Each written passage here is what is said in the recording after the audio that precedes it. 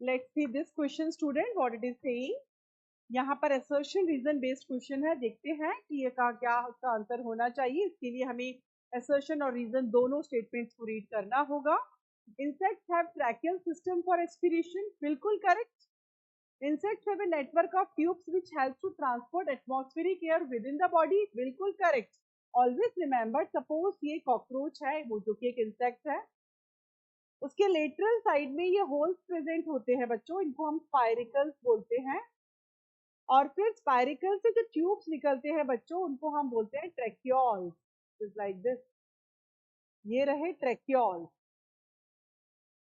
और ट्रैक्योल्स जुड़े होते हैं किससे?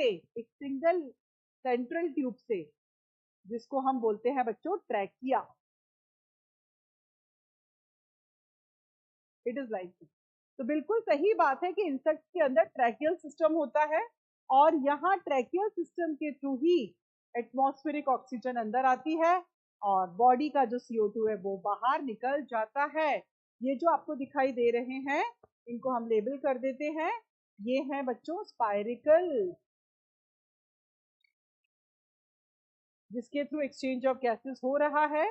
ये छोटे वाले जो ट्यूब्स हैं, we used to call them tracheoles, और जो बड़ा वाला है we used to call it trachea.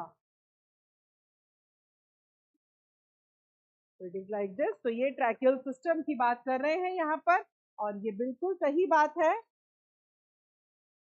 कि इंसेक्ट्स के अंदर ट्रैकियल सिस्टम पाया जाता है, और इसकी वजह से ट्यूब्स का नेटवर्क होता है ट्रैकियल सिस्टम में, जिसके थ्रू ट्रांसपोर्ट की जाती है क्या?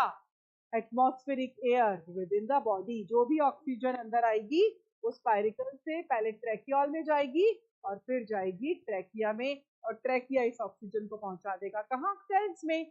सो assertion is correct, reason is correct, and reason is the correct explanation of assertion.